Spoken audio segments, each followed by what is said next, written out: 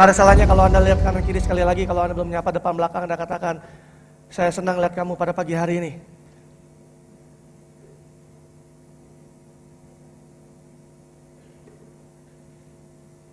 Saya harap Anda siap menerima firman Tuhan pada pagi hari ini. Amin. Pagi ini saya akan membagikan tentang tema baru kita, season kita untuk bulan ini,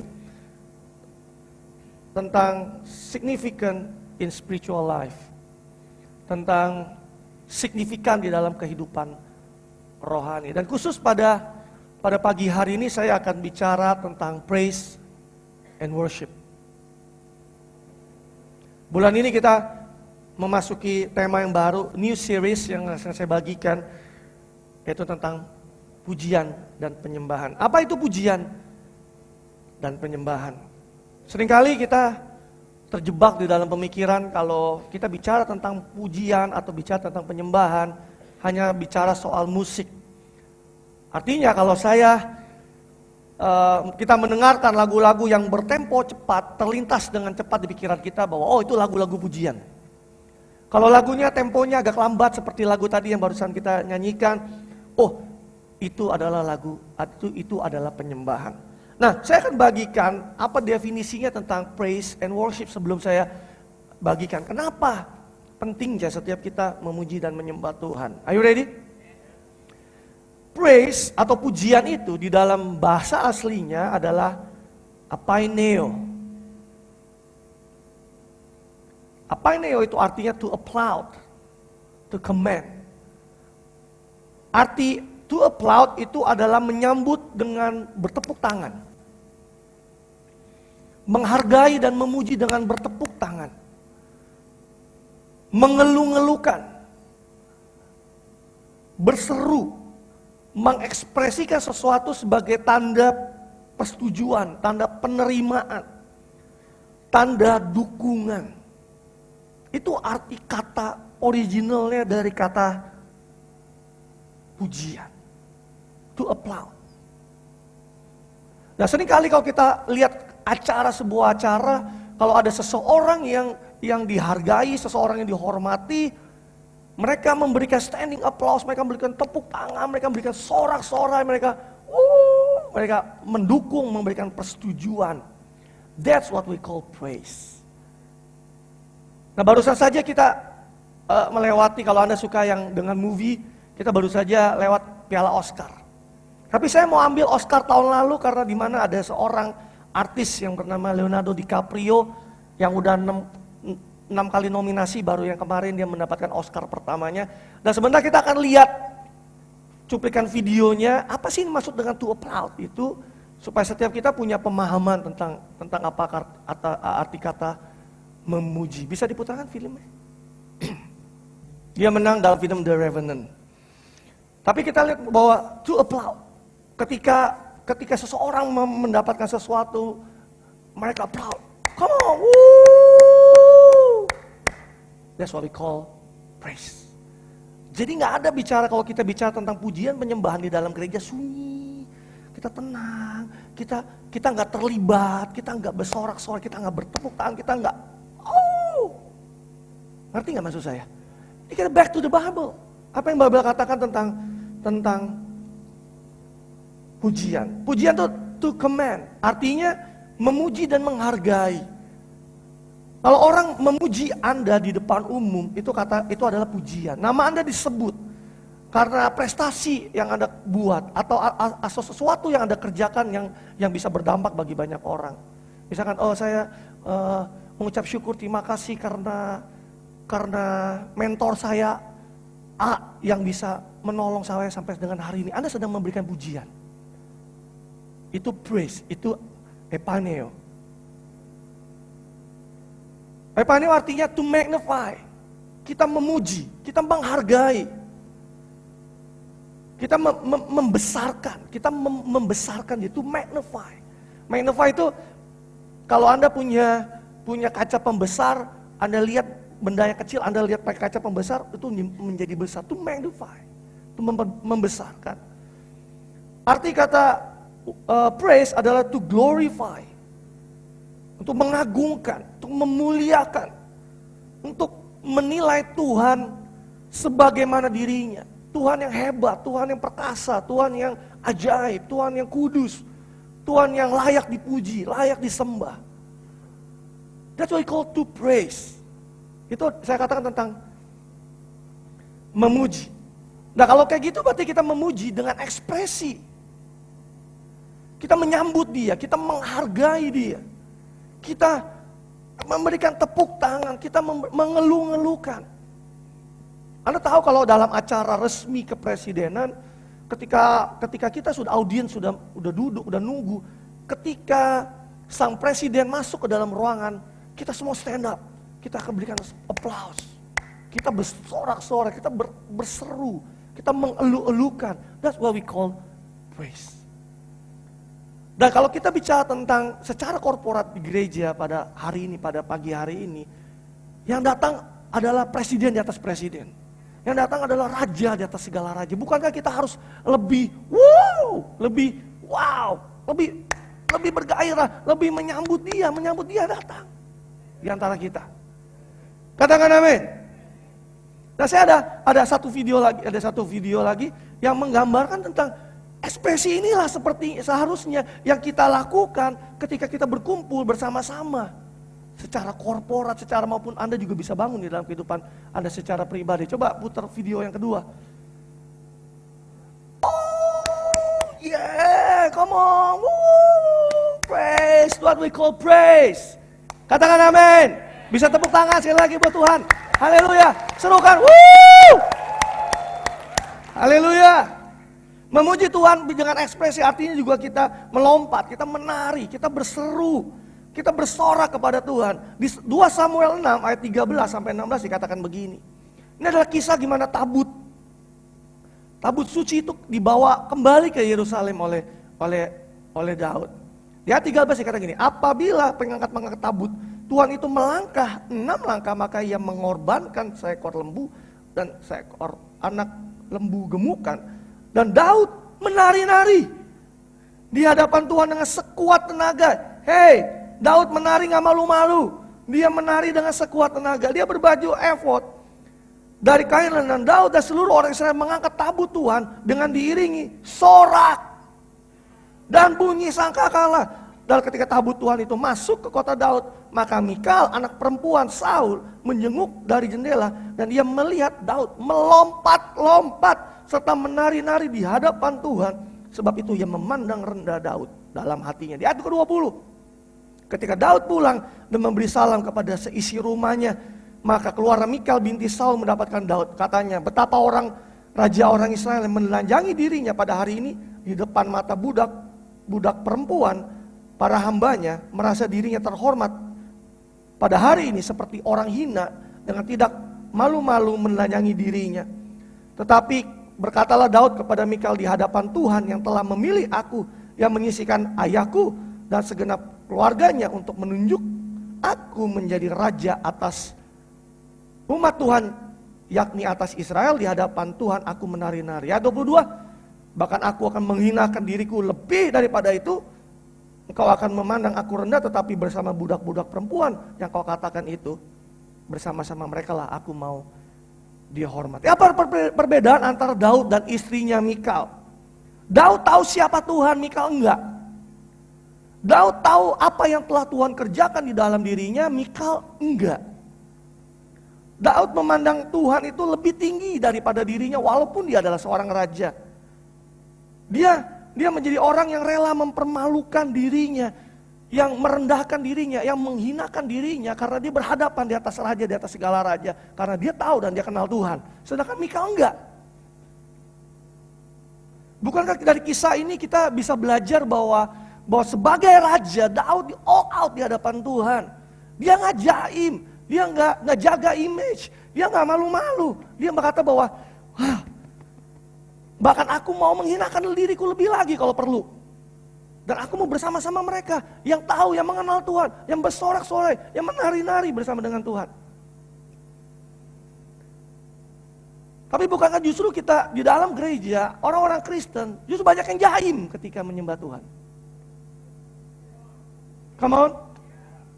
Ketika kita harusnya, why come on, just. Anda kalau lihat saya di depan, saya nggak pernah diam. Saya lompat, saya maju, saya come on praise God. Karena kita tahu bahwa dia Tuhan yang dahsyat dan ajaib itu ada di tengah-tengah kita.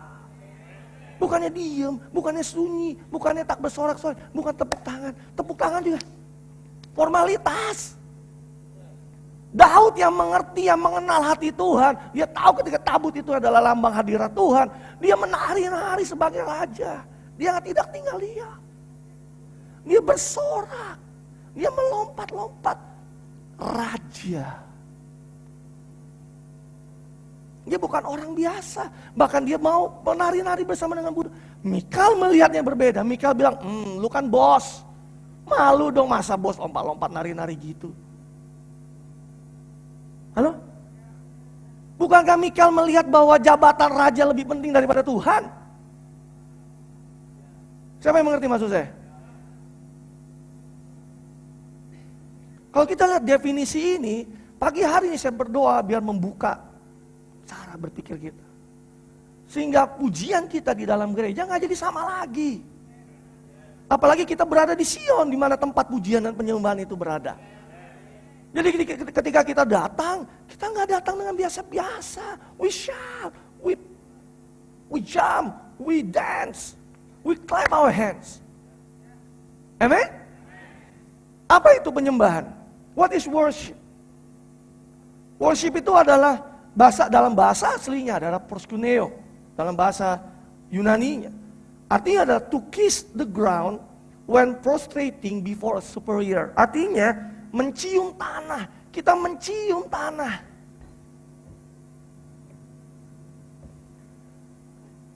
That's what we call worship. Seperti seorang raja yang dengan kebesarannya ketika dia mulai masuk ke dalam sebuah hall kerajaannya, semua orang bow down. Arti kata worship juga bow down. Bersujud, menyembah. Arti kata worship adalah to obeisance, artinya membungkukkan badan ke depan seperti orang Jepang menghormati. Menghormati seseorang yang lebih tinggi. Di tempat ini ada pribadi yang jauh lebih tinggi dari kita semua. Tuhan sendiri ada di tengah-tengah kita. Bukan kita harus menyatakan rasa hormat dan respect kita lebih kepada dia. Proskuneo ada to kiss the hands, seperti kita mencium. Kadang-kadang ada tradisi-tradisi khusus di mana kita menghormati orang, kita cium tangan raja. Kita menghormati dia. Kita menghormati, kita menghargai, kita memuja, we adore, kita mengasihi pribadi itu. Nah, penyembah sejati itu adalah ketika kita bisa menghargai Tuhan. We value God above all things. Orang yang bisa melihat bahwa Tuhan itu adalah yang paling berharga di atas segalanya, orang itu bisa benar-benar menyembah Tuhan dengan sungguh-sungguh. Bukan hanya cuman nyanyi ngikutin lagu lirik, tetapi dia bisa menyembah Tuhan dengan sungguh-sungguh. Dia bisa menghargai, dia bisa adore, mengagumi Tuhan. Kalau dia bisa melihat bahwa Tuhan yang dia hargai di atas segalanya itu ada bersama-sama dengan kita di tempat ini. Bisa katakan amin. Ada satu video lagi tentang worship. Tentang bagaimana memuji, menyembah. Bisa diputarkan sekali lagi? To adore. Hormati. Menghargai. We lift our hand. Kita memuji kau. What a beautiful name it is. Anda tahu nama dia memang nama yang indah. Anda dengan segenap hati Anda worship him. Menyembah dia. Raja itu yang datang. Bisa katakan amin.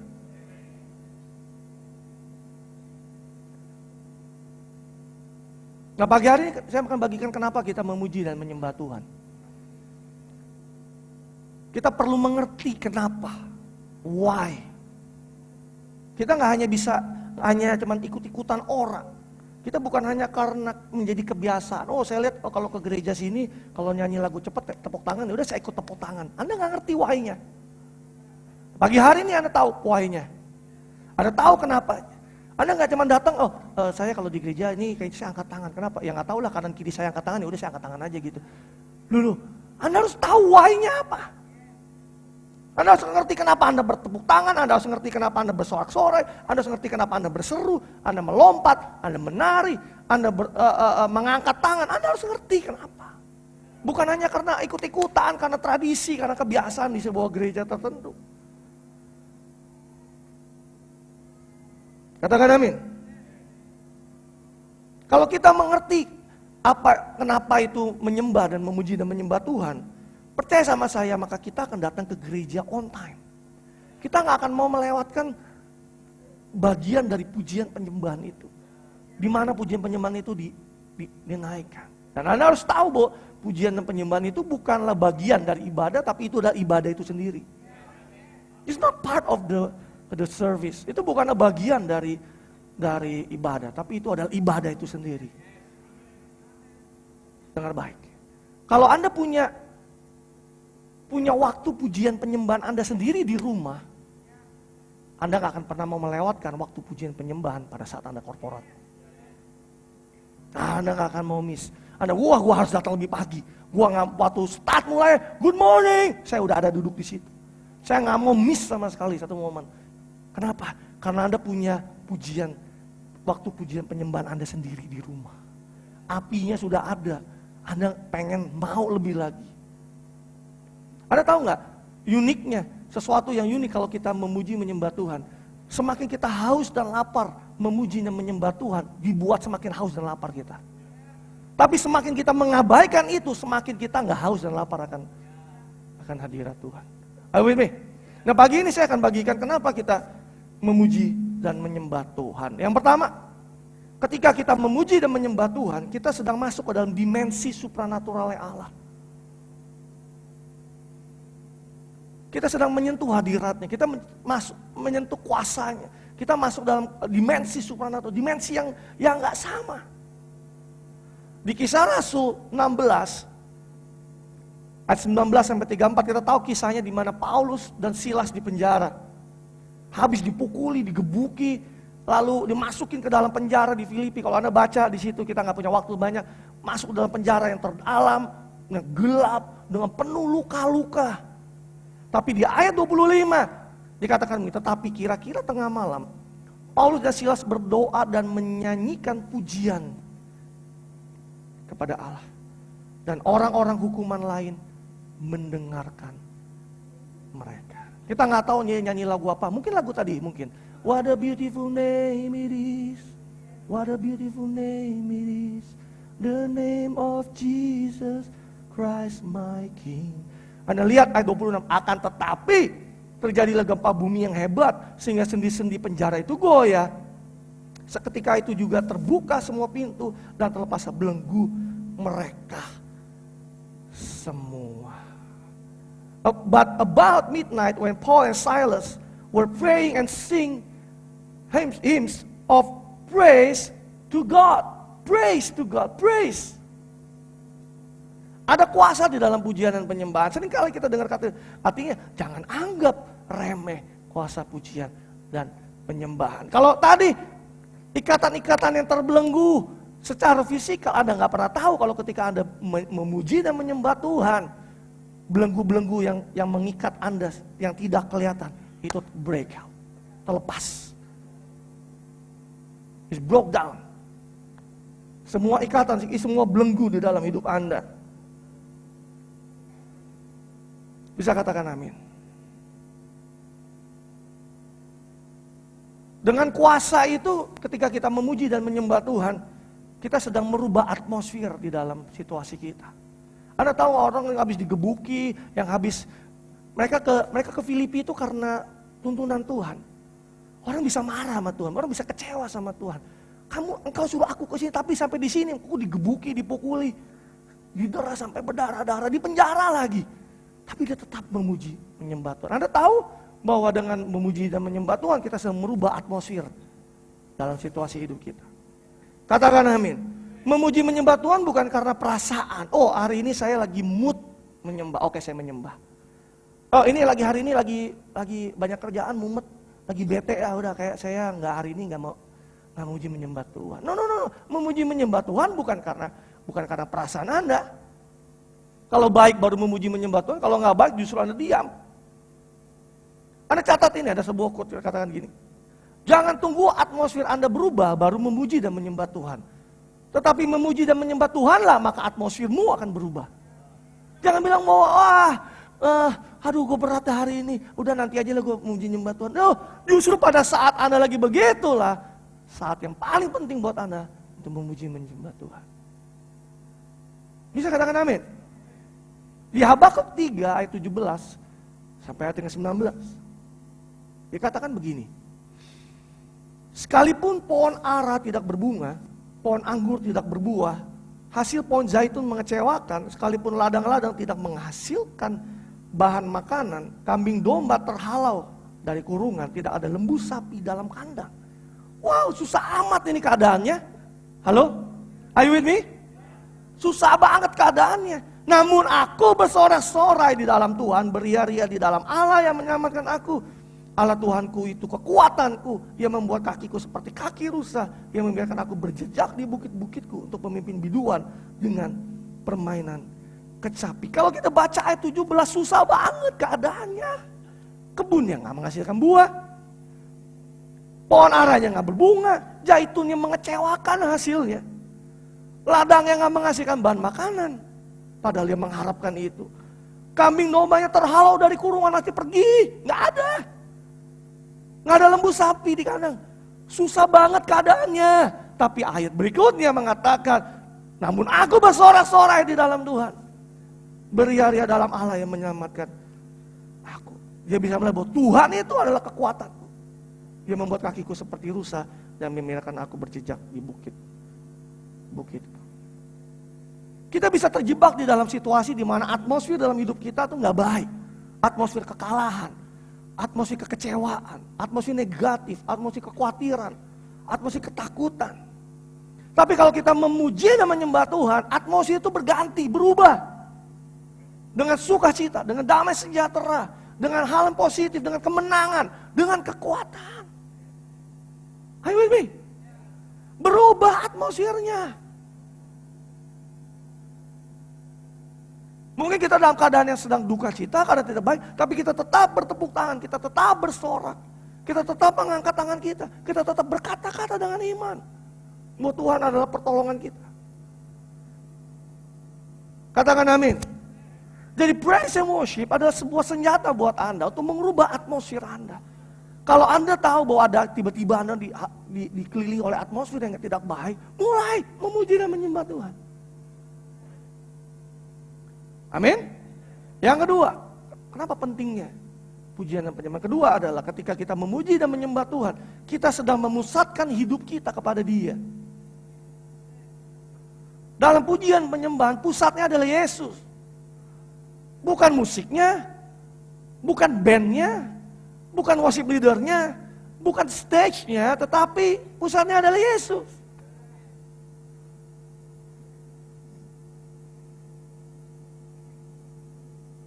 Ketika kita membangun kehidupan pujian dan penyembahan, itu memperbesar kesadaran kita akan Tuhan di dalam hidup kita. Makanya Anda perhatikan orang yang punya kehidupan membangun pujian dan penyembahan di dalam kehidupannya, dia punya kesadaran akan Tuhan yang tinggi dalam hidupnya. Dia akan punya kesadaran tinggi akan Tuhan. Dia akan cepat berbalik ketika dia tahu, tiba-tiba kayaknya ngawur nih. Dia bisa tiba-tiba langsung cepat berbalik bahwa dia sadar akan Tuhan. Tuhanlah kekuatanku, Tuhanlah penghiburku. Dia nggak stuck di dalam keadaan itu. Dia nggak terjebak di dalam keadaan itu. Yang justru menghantui dia, yang menekan kehidupannya. Tapi dia langsung bisa berubah. Dia langsung tahu bahwa situasi mungkin tidak berubah, tetapi mataku tetap memandang kepada Tuhan. Bisa katakan amin. Ada sebuah quote gini, penyembahan sejati tidak pernah berpusat kepada diri kita sendiri, tapi selalu berpusat kepada pribadi Yesus. Apalagi berpusat kepada masalah Anda. Hati-hati terjebak. Ketika Anda sedang memuji menyembah Tuhan, Anda nangis-nangis ngalami Tuhan, tapi Anda pusatnya adalah masalah Anda, bukan Yesus. Jadi nangisnya bukan nangis karena Anda mengalami Tuhan, tapi nangisnya karena masalah Anda. Jangan sampai terjebak. Anda berpikir, hadirat Tuhan luar biasa, padahal Anda lagi nangis sama masalah Anda. Tapi kecuali kalau mata Anda memandang kepada Tuhan dan berpusat kepada Dia dan Anda mengalami lawatan Tuhan, it's okay, just fine. Anda mengalami, Anda menangis. Anda ngerti maksud saya? Di Matius 18 ayat 20 dikatakan begini. Kalau kita berkumpul secara korporat ini, ada prinsipnya gini, Tuhan membagikan kita gini. Sebab di mana dua atau tiga orang berkumpul dalam namaku, di situ aku ada di tengah-tengah mereka. Berkumpul di dalam namaku artinya Yesus yang menjadi fokus. Yesus yang menjadi sentralitas dari pertemuan itu. Katakan amin. Kalau kita fokus ke penyembahan kita, pujian penyembahan kita kepada Yesus, maka Dia yang kita besarkan, Dia yang kita tinggikan, Dia yang kita magnify and glorify. Bisa katakan amin. Kalau saya mau ajak Anda begini.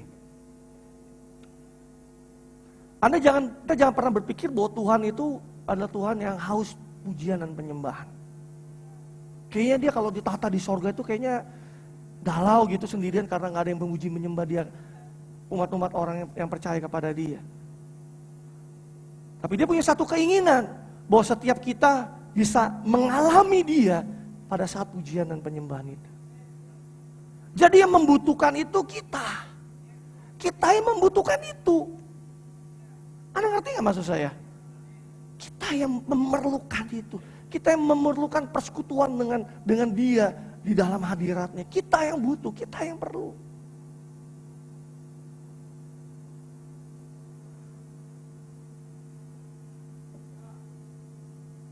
Ada satu pewahyuan. Kalau kita baca di dalam Bible, bahkan di Wahyu, semua orang tua-tua memuji menyembah Dia. Itu bukan karena Tuhan yang suruh-suruh, ayo puji gua ya. Sembah gua, sembah, ayo sembah. Enggak, karena mereka bisa melihat bahwa Allah itu dahsyat. Otomatis dia menyembah. Ngerti gak sih maksud saya? Mereka itu bukan digerakkan karena raja suruh menyembah. Anda pikir dia bukan Netsar? Nggak menyembah dihukum mati, nah apa maksud saya? Bukan itu, karena mereka bisa melihat Allah begitu luar biasa. Mereka otomatis, aduh aku ini gak ada artinya. Memang Dia layak dipuji dan disembah. Kekudusannya, kemuliaannya. Ayo Bibi.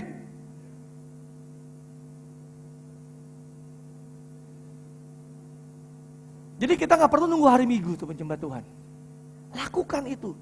Di mobil. Di waktu istirahat Anda. Di rumah. Dalam waktu devotion time Anda, saat teduh Anda, dimanapun, di airport, lagi di boarding gate, ketika Anda lagi nunggu pesawat, di pesawat, dimanapun kesempatan, Anda memuji menyembah Tuhan. Amin. Kemarin saya bilang, yang penting jangan pada saat lagi meeting sama bos, Anda memuji menyembah Tuhan di situ. Itu namanya tidak berhikmat. Lagi bos meeting besar, direktur, board of director, misi itu Pak, saya menyembah Tuhan lu Pak. Anda gak berhikmat namanya. Ngerti gak maksud saya? Tapi di saat Anda ada waktu itu dan Anda tahu, aku bisa memuji Tuhan, just praise Him and worship Him. Amin. Yang ketiga, yang terakhir. Kenapa pentingnya memuji menyembah Tuhan? Ketika kita memuji dan menyembah Tuhan, kita sedang membangun hubungan dengan Tuhan. Kemarin saya post di Instagram, worship is a relationship. Kita memuji menyembah Tuhan bukan karena emosi, bukan karena sensasi, tapi karena hubungan. Worshiping God is not about emotion, it's not about sensation, it's about relation. Jadi ketika Anda membangun hubungan ketika Anda memuji dan menyembah Tuhan, sesungguhnya Anda sedang membangun hubungan dengan Dia. Orang yang mengaku dirinya intim dengan Tuhan, pasti punya waktu penyembahan, pujian dan penyembahan pribadi dengan Tuhan. Di Matius 15 ayat yang ke-7 dikatakan begini. Ini Yesus menghardik orang-orang Farisi dan ahli-ahli Taurat. Dikatakan begini, hai orang-orang munafik, benarlah nubuatan Yesaya tentang kamu. Bangsa ini memuliakan aku dengan bibirnya, padahal hatinya jauh daripadaku. Orang-orang Farisi dan ahli-ahli Taurat memuliakan Allah dengan bibirnya, nyanyi-nyanyi nyembah Tuhan. tapi hatinya jauh dari Tuhan. Apa artinya hatinya jauh dari Tuhan? Artinya dia gak punya kedekatan, gak punya hubungan, gak punya keintiman sama Tuhan. Nyanyi, tapi hatinya itu gak intim sama Tuhan. Hatinya gak punya hubungan dengan Tuhan. Anda tahu bahwa Tuhan selalu melihat hati kita. Dan dia mengingini hubungan itu jauh daripada kita mengingini hubungan itu. Betapa dia mengingini membangun hubungan itu dengan kita. God is God of relationship. Dia adalah Tuhan. Ya, Tuhan adalah Tuhan hubungan. Dia ingin berhubungan dengan kita. Dia ingin dekat dengan kita. Bisa katakan amin. Pada saat kita memuji menyembah Tuhan, disitulah hubungan itu terbangun antara kita dengan Tuhan. Katakan amin. Kesimpulannya pada pagi hari ini. Ada satu cerita di Lukas 17. Ayat yang ke-11 sampai ayat yang ke-19 tentang 10 orang kusta yang disembuhkan.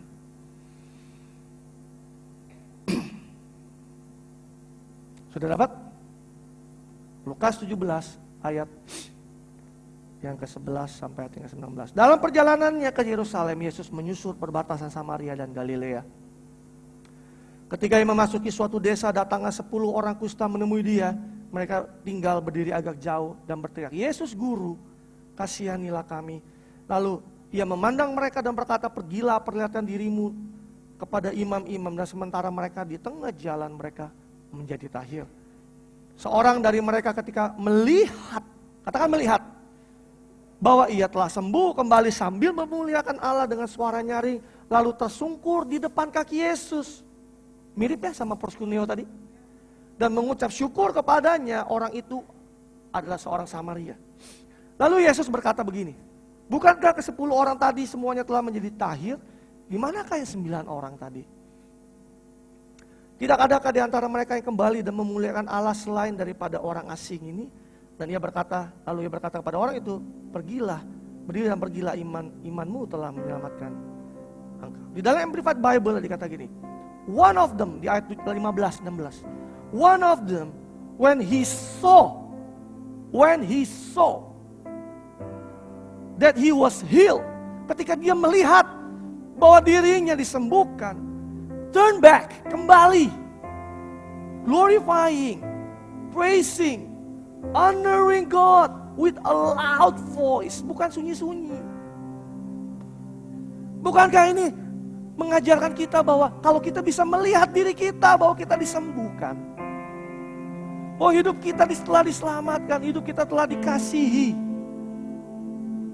dikenan, diterima apa adanya. Bukankah kita harus kembali kepada Dia, glorifying, honoring Him, praising Him with a loud voice. Orang yang sadar dan selalu yang dapat melihat bahwa dirinya telah diselamatkan, dikenan, diberkati, dikasihi, dia akan menyembah, dia akan mengucap syukur, dia akan memuliakan, dia akan memuji, dia akan memuja Tuhan. Dia akan menghormati Tuhan seperti orang Samaria tadi, yang satu orang itu. Yesus berkata begini, bukankah 10-10-nya tadi sudah sembuh, jadi tahir? Di mana yang 9 orang itu? Kalau saya balikan pertanyaan itu kepada Anda, bukankah Anda semua sudah diselamatkan oleh darah Yesus? Kenapa cuma sebagian yang honoring God? Kenapa sebagian yang glorifying God? Kenapa 9 yang praising God? Kenapa cuma sebagian? Ayo ini.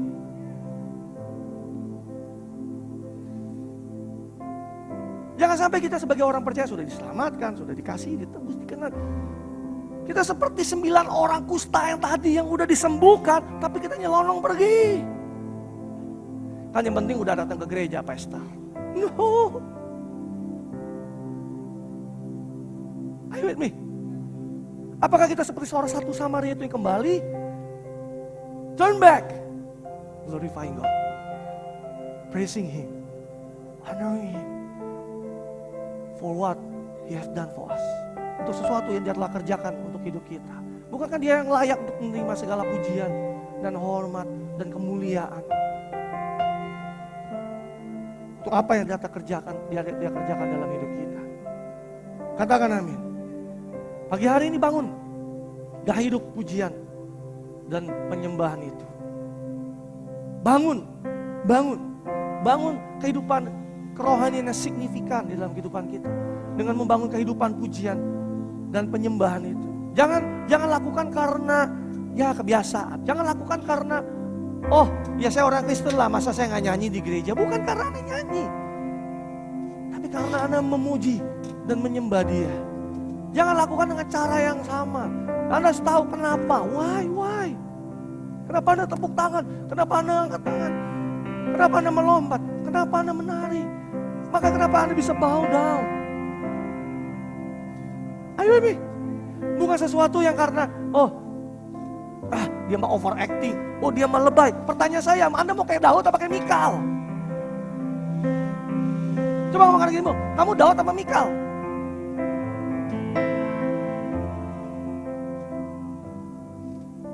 Allah, kamu masa kayak gitu. Allah, nanti dilihat orang gimana. Pertanyaan saya, Anda Daud apa Mikal?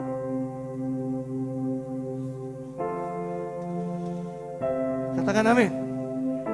Hanya banyak sesuatu pagi hari ini. Mari kita pakai ini. Kita memuji sekali lagi. Kita menyembah Tuhan. Oh, thank you Jesus. Thank you Jesus. Thank you Jesus.